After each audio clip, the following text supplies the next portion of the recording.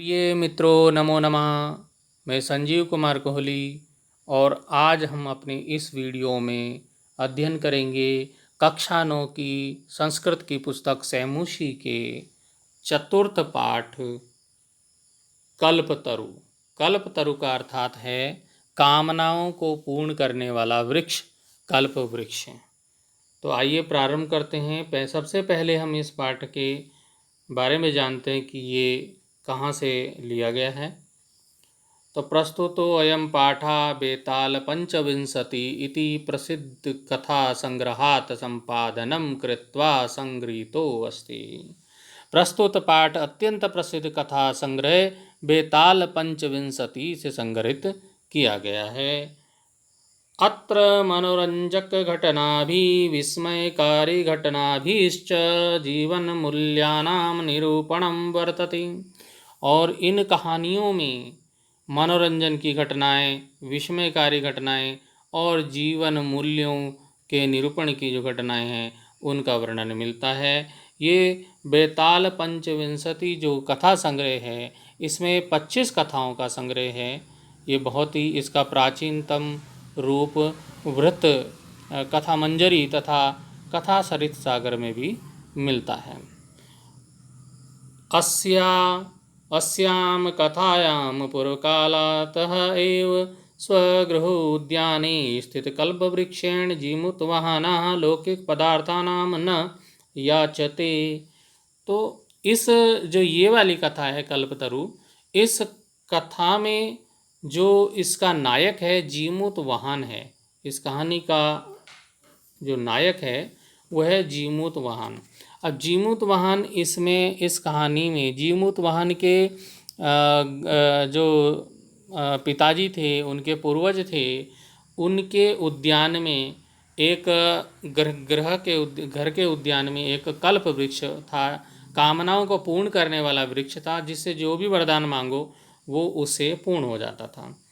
तो जीमूतवाहन ने उस अपने पूर्वजों से प्राप्त कल्प वृक्ष से लौकिक पदार्थों को नहीं याचना की, उसने नहीं मांगा, लौकिक पदार्थों की याचना नहीं की। जीवन में जो सांसारिक द्रव्य हैं उनको नहीं मांगा, अपितु सांसारिक प्राणिनाम दुखानि अपाकरणाय वरम याचते, बल्कि उसने सांसारिक प्राणियों के दुखों को दूर करने का वर उस वृक्ष से मांगा। क्यों मांगा? यतो ही लोकभोग्या भौतिक पदार्था जल तरंगवद अनित्या संति। क्योंकि जो लोक को भोग, जो संसार में भोग करने की वस्तुएं हैं, वो जल की तरंगों के समान अनित्य नहीं है, वो अस्थिर नहीं है। अस्मिन् संसारे केवलम परोपकारः एव सर्वोत्कृष्ट। इस संसार में केवल परोपकार ही सर्वश्रेष्ठ है। चिरस्थायी, लंबे समय तक रहने वाला है, हमेशा रहने वाला है। चिरस्थायी तत्वमस्ति, चिरस्थायी तत्व है। तो आइए प्रारंभ करते हैं इस पाठ का के मुख्य अंश को हम पढ़ना प्रारंभ करते हैं। थोड़ा बड़ा कर लेते हैं जिससे आपको साफ दिखाई दे, स्पष्ट दिखाई दे। अस्ति हिमवान नाम सर्वरत्न भूमि नगेन्द्रः। अस्ति है, हिमवान बोलते हैं हिमालय पर्वत को, हिमवान नाम का, सर्वरत्न भूमि नगेन्द्रः, सर्वरत्न सभी रत्नों का उत्पत्ति स्थान हिमवान हिमालय नामक नगेंद्र है, पर्वतों का राजा है, पर्वतराज है। सब रत्नों को उत्पत्ति स्थान हिमालय नामक पर्वतराज है। तस्य सानो उपरि विभाति कंचनपुरम नाम नगरम। उसके सानो तय शिखर, उसके शिखर पर, उसकी चोटी पर कंचनपुर नामक नगर सुशोभित होता है। विभाति सुशोभित होता है, विभाति शब्द है, सुशोभित होता है। तत्र जीमूत केतुः इति श्रीमान विद्याधरपति वसति स्म। वहाँ जीमूत केतु इस नाम का श्री संपन्न विद्याधरों का स्वामी राजा रहता था। वहाँ जीमूत केतु नाम का विद्याधरपति, श्रीमान विद्याधरपति राजा रहता था। विद्याओं का पति अर्थात स्वामी। तस्य गृह उद्यानो, उसके गृह उद्यान में, गृह वाटिका में, घर की वाटिका में कुल क्रमागता कल्पतरु स्थितः, उसकी गृह वाटिका में कुल परंपरा से प्राप्त एक कल्प वृक्ष स्थित था। अब कुल परंपरा यानी कि उसको अपने पूर्वजों से मिला होगा, उसके पूर्वज उसको अपने पिताजी से वो वृक्ष मिला, फिर उनको अपने दादाजी से मिला, उनके पिताजी से मिला, उनके पिताजी से मिला, उनके पिताजी से मिला, अर्थात वो कुल परंपरा से प्राप्त जो है वो कल्प वृक्ष उनके घर के उद्यान में था। स राजा जीमूत केतु तम कल्पतरुम आराधे तत्प्रसाद दात च बोधिसत्वांश संभवम जीमूत वाहनम नाम पुत्र प्राप्नोत। उस राजा जीमूत केतु ने उस कल्प वृक्ष की आराधना करके तत्प्रसाद, उसके प्रसाद से, उसकी कृपा से, बोधिसत्वांश संभवस, बोधिसत्व के अंश से उत्पन्न जीमूत वाहन नाम का पुत्र प्राप्त किया। अर्थात उस राजा जीमूत के हेतु ने उस कल्प वृक्ष की आराधना की और उसकी कृपा से बोधिसत्व के अंश से उत्पन्न जीमूत वाहन नाम का एक उनको पुत्र प्राप्त हुआ। स जीमूत वाहनः महान दानवीरः सर्वभूतानुकंपी च अभवत। वह जीमूत वाहन महान दानवीर और सभी प्राणियों पर दया करने वाला हुआ। तो जीमूत वाहन महान दानवीर और सभी प्राणियों पर दया करने वाला था। तस्य गुण ही प्रसन्ना, उसके गुणों से प्रसन्न होकर, उसके जो गुण देखकर, उसके गुणों से प्रसन्न होकर, और स्वसचिवश्च प्रेरित राजा, अपने सचिवों से प्रेरित उस राजा ने, सचिव मंत्री, तो अपने मंत्रियों से प्रेरित होकर उस राजा ने कालेन संप्राप्तम, समय बीतने पर, यौवनम तम यौवराज्य अभिषिक्तवान, जब वो जीमूतवाहन यौवन को प्राप्त हो गया, यानी कि युवावस्था को प्राप्त हो गया, बड़ा हो गया, तो उसको युवराज के पद पर अभिषिक्त कर दिया। अर्थात अपने मंत्रियों, उसके गुणों से प्रसन्न होकर और अपने मंत्रियों से प्रेरित हुए उस राजा ने समय बीतने के साथ युवावस्था को प्राप्त करने पर जीमूतवाहन को युवराज बना दिया। कदाचित हितैषिणः पितृमंत्रिणः यौवराज्ये स्थितं तम जीमूतवाहनम उक्तवन्तः। कदाचित होता कभी, हितैषिणः हितैषी पितृमंत्रिणा, पिताजी के मंत्री, हितैषी पिता के मंत्रियों ने यौवराज्य स्थितम, यौवराज के पद पर स्थित जीमूतवाहन से उक्तवंत कहा।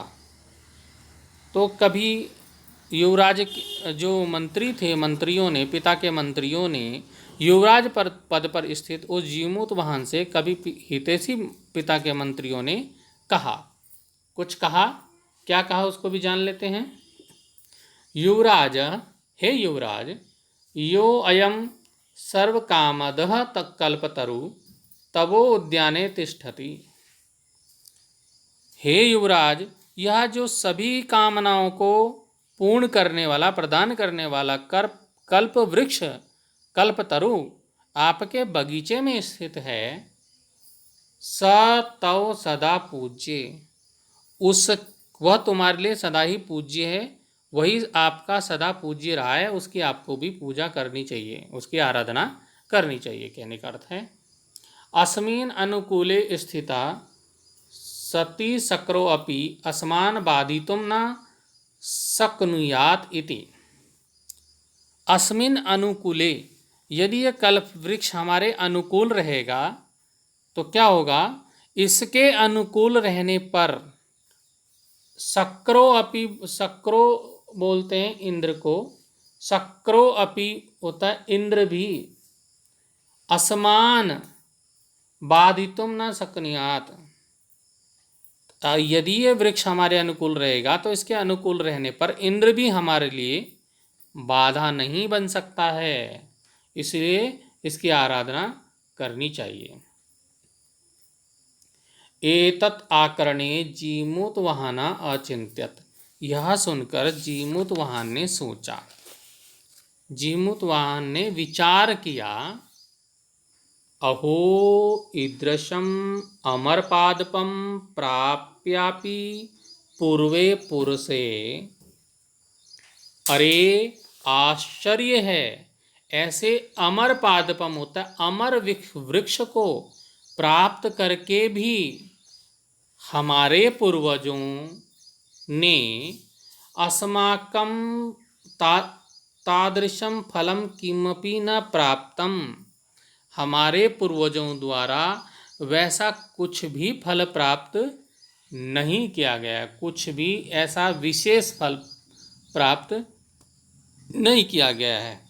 तो जीमूतवाहन ने विचार किया कि बड़े आश्चर्य की बात है कि ऐसा अमर वृक्ष हमारे पूर्वजों ने प्राप्त किया, सभी कामनाओं को प्राप्त करने वाला, प्रदान करने वाला जो वृक्ष हमने, अमर वृक्ष हमारे पूर्वजों ने प्राप्त किया, परंतु किसी ने भी ऐसा कुछ फल नहीं मांगा, बहुत विशेष कोई फल नहीं मांगा, किंतु केवलम केश्चिदेव कृपणई कश्चिदपि अर्थ अर्थिता।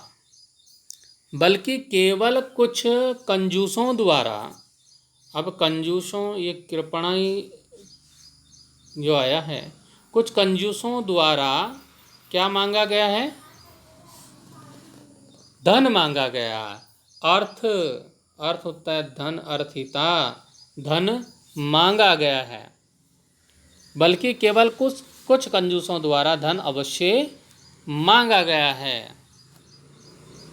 तद अहम, तो मैं, अस्मात् कल्पतरो अभिष्टम साधयामि इति, तो मैं इससे अपने मन की इच्छित कामना सिद्ध करता हूँ।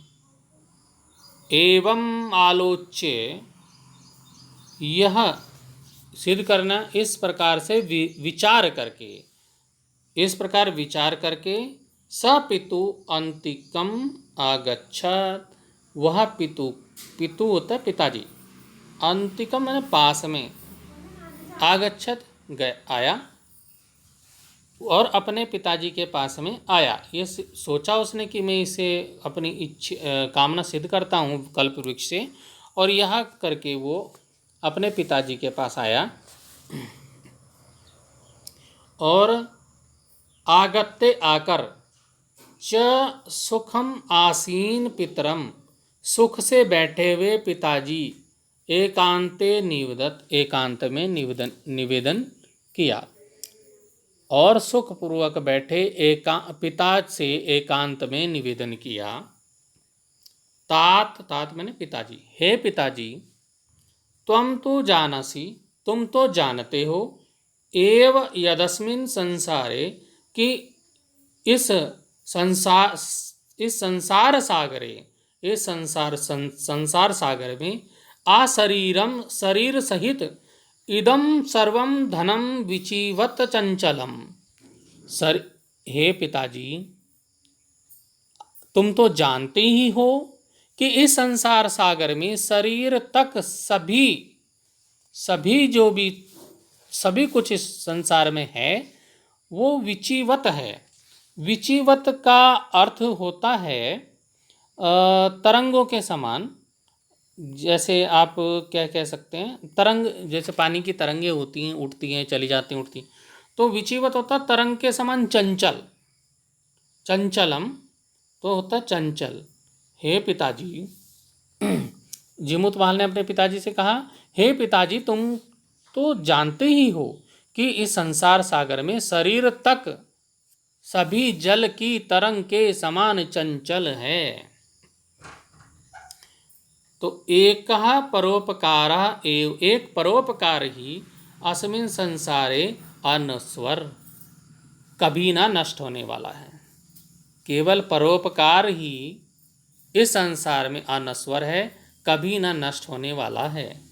यो जो युगांत पर्यंतम यश परिसूते, जो युगों के रहने तक, युगांत युग के अंत तक, युगों के रहने तक, जब तक युग रहेंगे तब तक यश को उत्पन्न करता है। अर्थात यदि आप परोपकार करते हैं तो वो इस संसार में कभी नष्ट नहीं होता है, और जब तक युगों युगों तक, जब तक युग रहेंगे इस दुनिया में, तब तक आपका जो परोपकार का यश है वो फैलता रहेगा। तद अस्माभि ईदृशम कल्पतरु किमर्थम। तब जीमूतवाहन अपने पिताजी से कहता है कि तब हमारे द्वारा ऐसे कल्प वृक्ष की तद अस्माभि ईदृशम कल्पतरु, तब हमारे द्वारा ऐसे कल्पतरु की किमर्थम, किस लिए, रक्षते, रक्षा की जाती है। तब हमारे पूर्वजों द्वारा जो इस कल्प वृक्ष की रक्षा की गई है तो वो किस लिए की जाती है। तब हमारे द्वारा ऐसे कल्प वृक्ष की रक्षा किस लिए की जाती है। जब इस संसार में कुछ भी स्थिर नहीं है, सभी नष्ट होने वाला है, तो हमें इस कल्प वृक्ष की रक्षा हमारे द्वारा क्यों की जाती है। और यश्च पूर्वेर अयम मम इति आग्रहण रक्षिता ते इदानीं कुत्र गता। और जिन पूर्वजों द्वारा यह कल्प वृक्ष मम मम मेरा है, मेरा है, मेरा है, इति आग्रहण रक्षिता, ऐसा कहकर, आग्रहण होता आग्रह पूर्वक रक्षा की गई है, रक्षा किया गया। और जिन पूर्वजों द्वारा यह कल्प वृक्ष मेरा है, मेरा है, ऐसा कहकर आग्रह पूर्वक रक्षा किया गया, ते इदानीं कुत्र गता, वे इस समय कहाँ चले गए। तेषां कस्यायं,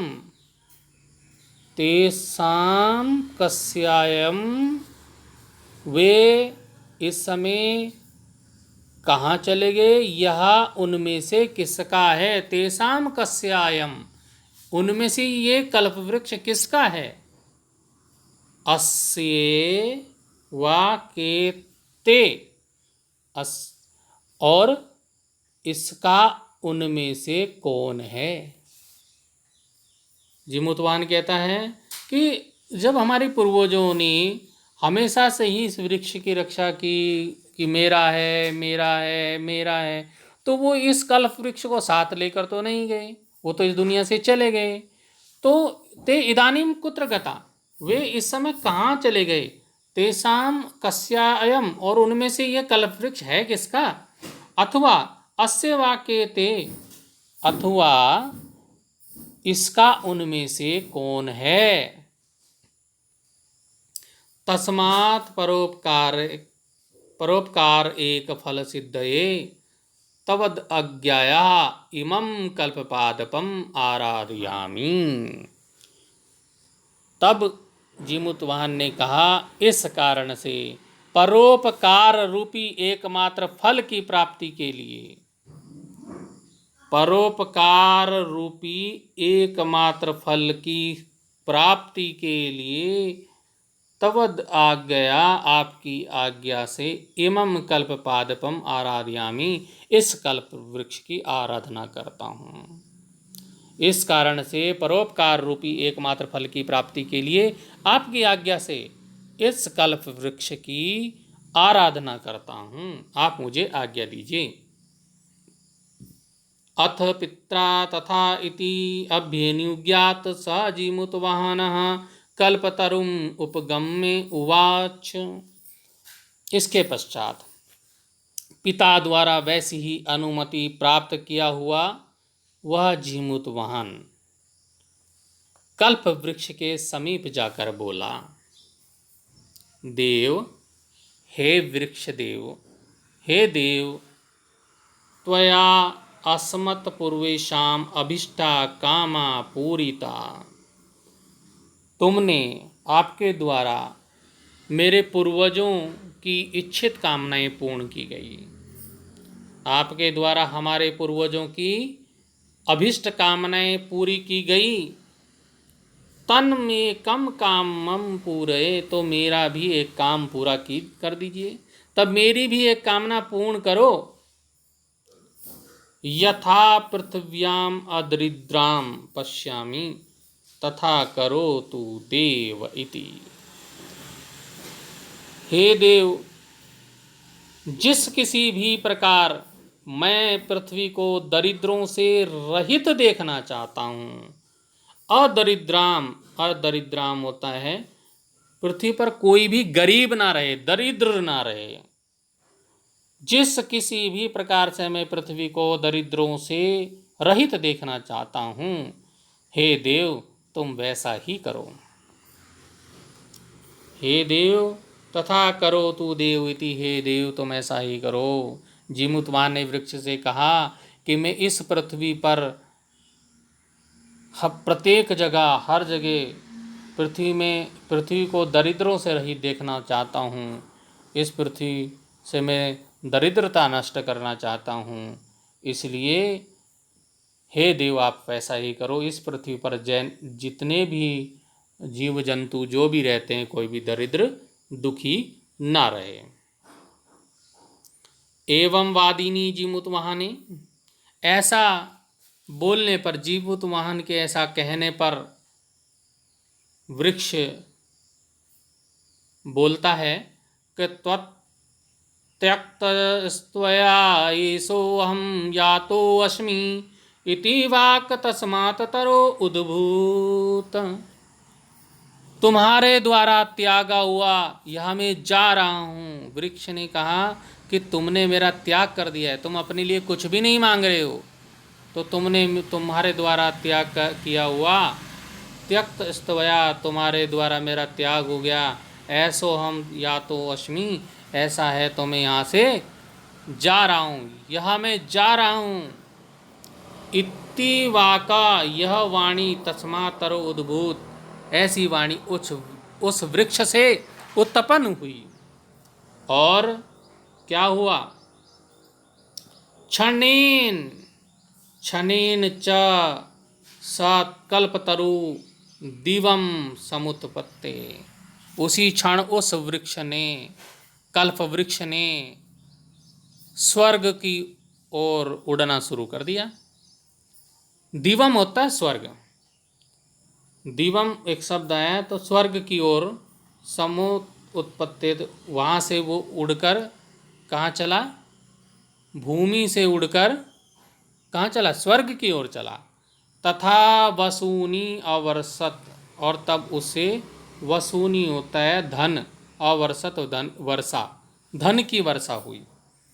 उसी क्षण उस कल्प वृक्ष ने स्वर्ग की ओर उड़कर धन ऐश्वर्य की इतनी वर्षा की, यथा न कोयपि दुर्गत आसीत, जिससे कोई भी निर्धन नहीं रहा, कोई भी दरिद्र नहीं रहा, अर्थात पृथ्वी की दरिद्रता समाप्त हो गई। तस्य जीमूतवाहनस्य सर्वजीवानुकंपया सर्वत्र यशा प्रथितम्। तो तब से उस जीमूतवाहन के सर्वजीवानुकंपया, सभी जीवों पर अनुकंपा करने से, सभी जीवों पर दया करने से उसका यश सर्वत्र प्रथितम, प्रथितम होता है प्रसिद्ध हो गया, अर्थात तब से सब जीवों पर दया करने से उस जीमूतवाहन का सब जगह यश फैल गया। तो इस प्रकार इस पाठ से हमें शिक्षा मिलती है कि हमें परोपकार करना चाहिए, और परोपकार ही इस संसार में सर्वश्रेष्ठ है, और जो जिससे हमारा यश हमेशा हमेशा इस संसार में फैलता रहता है, और हमारा जो भी ये सांसारिक जिन चीज़ों को हम मांगते हैं, जो भौतिक पदार्थ हैं, वो क्षणभंगुर हैं, वो नष्ट होने वाले हैं। एक परोपकार ही सर्वश्रेष्ठ है, जो सदैव युगों युगों तक रहता है। तो इस प्रकार हमने इस पाठ का अध्ययन किया। हम अपने अगले वीडियो में इसके प्रश्न उत्तरों को लेकर आएंगे। तब तक के लिए आप सभी को सादर नमन।